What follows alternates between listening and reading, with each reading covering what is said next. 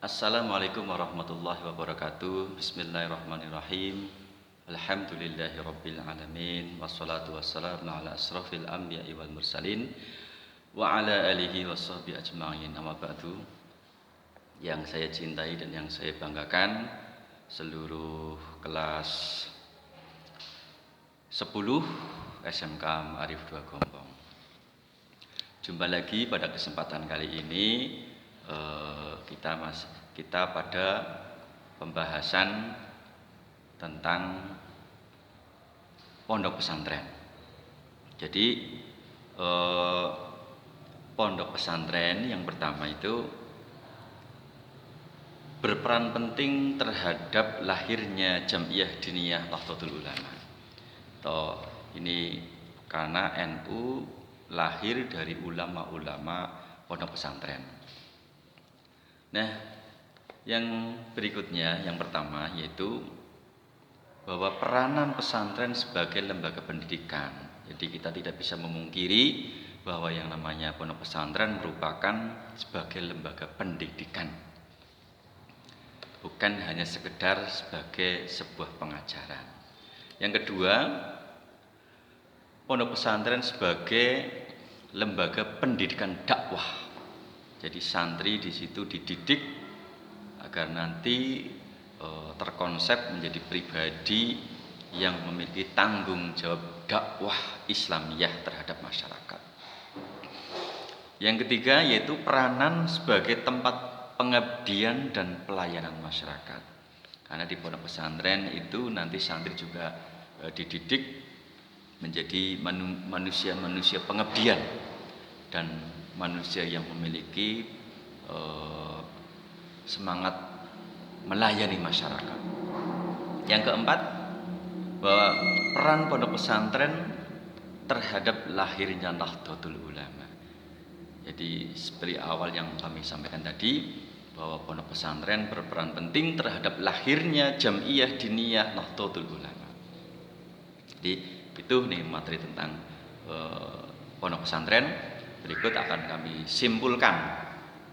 Jadi sebagai pamungkas di materi tentang pondok pesantren, yaitu bahwa dari urian yang pertama sampai sekarang saya ingin menyimpulkan yang pertama, yaitu pondok pesantren adalah lembaga pendidikan dan pengajaran agama Islam, di mana kiai merupakan figur sentral bagi santrinya dan santrinya tinggal di asrama untuk mengaji kitab kuning. Itu kesimpulan yang pertama. Yang kedua, metode pembelajaran di pondok pesantren menggunakan sistem bandungan dan juga sorogan.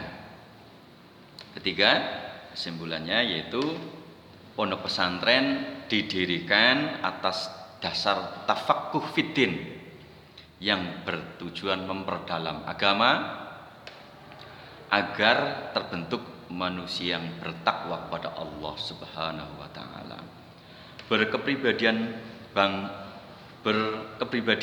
bangsa sebagai kader-kader ulama yang berguna dalam masyarakat, bangsa, negara dan agama demi kesejahteraan umat.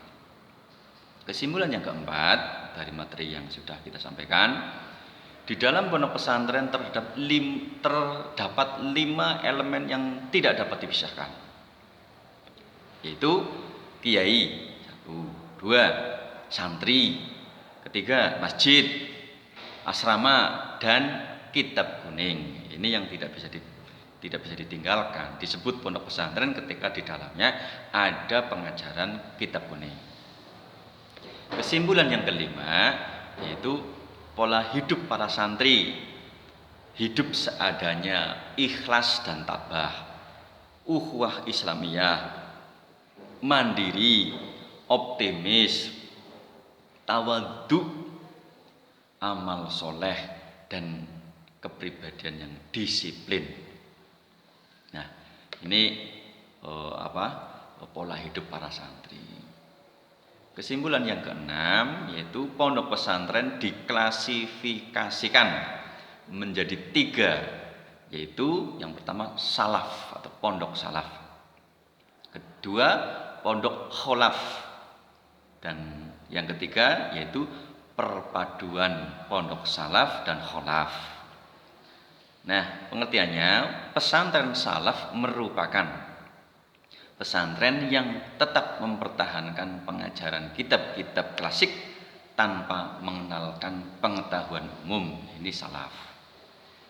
Nah, berikutnya yaitu pesantren kholaf, merupakan pesantren yang telah memasukkan pelajaran umum di madrasahnya. Nah, yang ketiga, sedangkan perpaduan pondok salaf dan kholaf adalah pondok pesantren yang tetap mengajarkan kitab kuning, juga mengajarkan mata pelajaran umum kepada para santrinya. Nah, itu kesimpulan yang ke-6. Sekarang yang ke-7. Peran pondok pesantren adalah sebagai lembaga dakwah, pengabdian, dan pelayanan masyarakat. Kesimpulan yang terakhir, yang ke-8, yaitu sebagai miniatur Nahdlatul Ulama atau NU ada di pondok pesantren. Karena para ulama berkeinginan mendirikan organisasi formal dan struktural, dan telah dimulai dengan mendirikan Taswirul Afkar, Nahdlatul Wathon, dan Nahdlatus Syubyan, dan akhirnya terbentuklah organisasi Jam'iyah Diniyah Nahdlatul Ulama. Jadi itulah pondok pesantren. Jadi sebuah lembaga pendidikan asli milik bangsa Indonesia yang berperan penting dalam proses sejarah berdirinya Republik Indonesia. Itu pondok pesantren.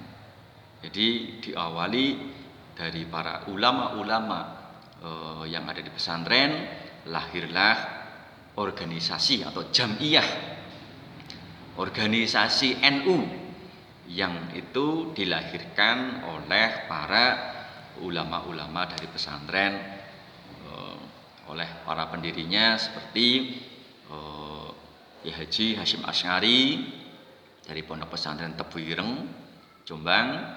Dari berikutnya Kiai Haji Wahab Hasbullah di Tambak Beras, dan juga Kiai Haji Hasyim Asy'ari, Kiai Haji Wahab Hasbullah, Kiai Haji Bisri Sansuri. Ini ketiga tokoh ini yang memang sangat berperan penting.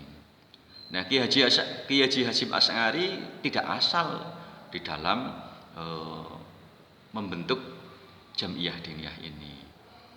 Nah, atas restu dari Kiai Haji Muhammad Khalil Bangkalan Madura, Mbah Hasyim mendirikan Jam'iyah Nahdlatul Ulama.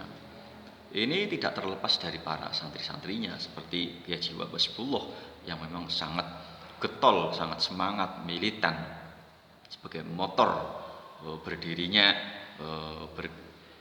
lahirnya Jam'iyah Nahdlatul Ulama. Jadi di situ para ulama setelah melakukan sebuah istikharah, melakukan upaya bagaimana membentuk organisasi, tidak asal-asalan.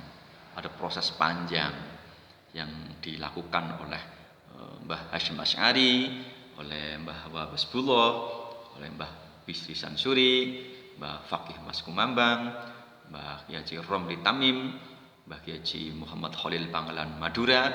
Itu sepakat dengan perjuangan yang luar biasa, dan dari NU lahirlah semangat nasionalisme kebangsaan yang nanti juga salah satu organisasi yang mendirikan bangsa Indonesia adalah Jam'iyah Nahdlatul Ulama lewat para ulama-ulamanya. Demikian, mudah-mudahan bermanfaat. Kita akhiri, wallahu muwaffiq ila aqwamit thoriq. Assalamualaikum warahmatullahi wabarakatuh.